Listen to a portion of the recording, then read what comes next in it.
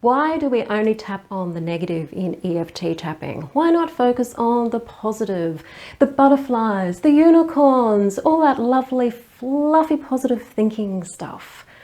Why do we focus on the negative? That's what this video is going to be about. It's going to be explaining to people out there who criticize EFT for focusing on the negative, why we focus on the negative. But before I go there, hi, I'm Sandra Inman, author of Tapping into Abundance, using EFT tapping and the law of attraction to change your mindset and turn your life around.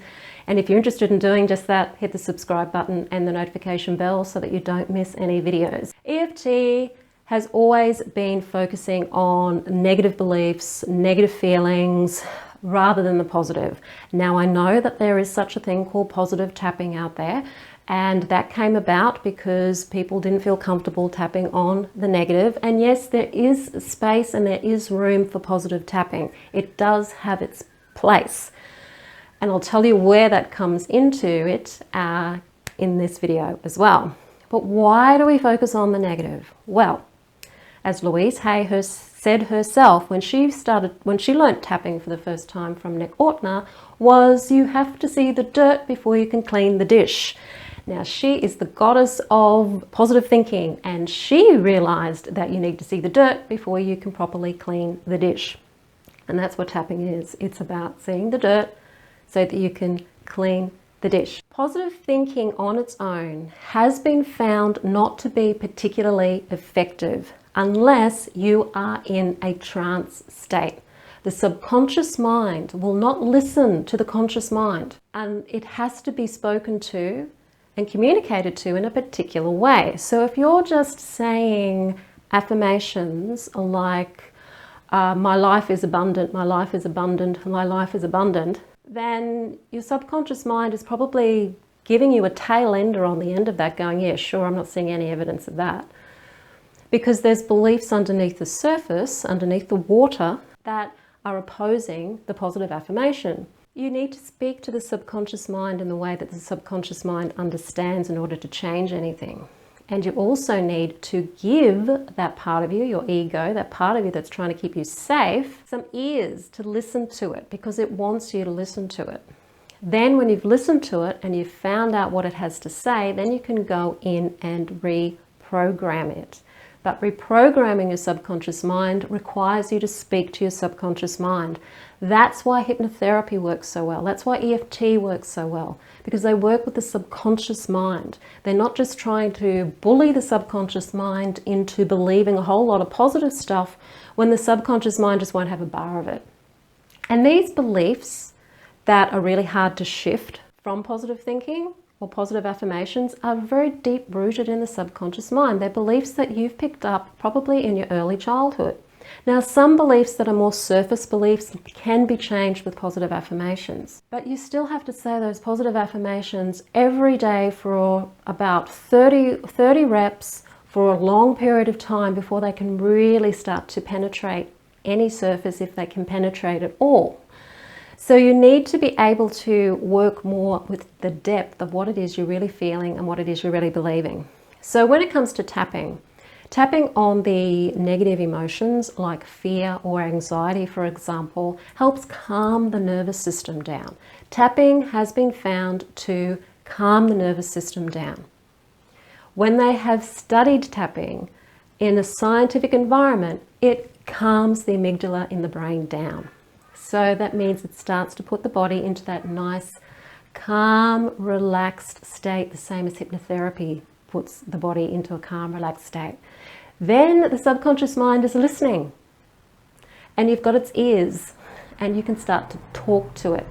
But you need for it to talk to you first so that you know what to say to it. With EFT, we speak to the subconscious mind and allow the subconscious mind to tell us exactly what is going on. What are you really believing? What are you feeling? What is it that's going on down there underneath the surface of the water? Because we don't want to just keep pressing the beach ball down under the water and suppressing all these negative thoughts in the fear that if we have one little negative thought for 1 second, it's going to create law of attraction and I'm going to attract all bad things to me. That is just not how it works. The minute you take a breath and you lift your hands off the beach ball, what happens? It bounces way, way, way up out of the water. And all of that subconscious belief bouncing up there with it. You can't suppress it. You have to go and face it. Listen to the subconscious mind, see what it's believing, and then go in and re-educate it and change it. And that's exactly what EFT done properly does. It listens to the subconscious mind, sees exactly what the dirt is, and then goes, okay, let's go in and clean it, which means basically reprogramming the beliefs. Then when you get to a certain point, you can start reinforcing those positive beliefs with positive tapping. So positive tapping is great for reinforcing positive beliefs that you've only just started to take on. So we have a transition period in EFT where we're focusing on the negative belief, then we'll put a little, well, you know, what if whatever the positive belief is true? Or what if you can do this and be safe at the same time? We start to put a what if in there. So we don't jump from a negative straight to a positive. We give the subconscious mind a little something to think about. What if this isn't actually how it is? And the subconscious mind, if it's in that nice trance state, can actually take that on. And then you can move across to the positive affirmation and use tapping to have positive thoughts and to reinforce those positive thoughts. EFT is great at doing all of this. Don't let a misconception of law of attraction stop you from really doing the deep work on yourself. Focusing on a negative belief system or negative beliefs while you're tapping and while you're doing the clearing work isn't going to attract negative stuff to you, because your intention is to just see it for what it is and you're working vibrationally to change it. The tapping is actually calming the vibration down. It's actually stopping the vibration from being negative because it's calming the nervous system down. So you're not attracting the negative stuff to you by tapping on it. You are working on releasing it and neutralizing it from a law of attraction point of view. So just be aware that universe is not all sparkles and light.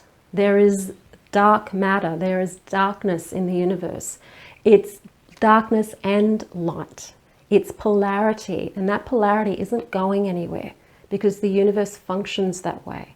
Life needs that polarity. So we have to stop being afraid of the dark, because if you're afraid of the dark, you're not really going to be able to get the benefit of the light. You really aren't. If you haven't experienced the dark, you can't really experience the benefit of the light, because you haven't got that contrast and you don't really get to know who and what you really are, or who and what the universe really is about. Because in the universe there is dark and there is light and everything else in between. And tapping takes you there. It takes you from the dark right up to the light. It's a whole transference right from one side of the polarity to the other side of polarity. So don't get caught up in that new age obsession of it's got to be positive all the time, it's got to always be love and light and unicorns and butterflies. As wonderful as butterflies are and unicorns, hey, there's dragons, there's spiders, there's snakes, and they're beautiful too in their own way. So yes, that is my opinion of I guess the new age movement in regards to its obsession with positive thinking. Anyway, I love positive thinking. I certainly have used it, but I do use it in conjunction with EFT. If you want to work with me in regards to tapping, if you really want to get stuck into working with your stuff and you want to work with somebody, I do offer a free 30-minute clarity session. The clarity session is there to help you get clear about what it is you really do need to be working on, so that you can then make a decision as to whether you want to work on it or you don't want to work on it. That's up to you, no obligations at all. I will put the link to my calendar in the description field below this video. If you like the video, hit the like button, share it with your friends. Don't forget to subscribe. I'm Sandra, and I'll see you on the next video.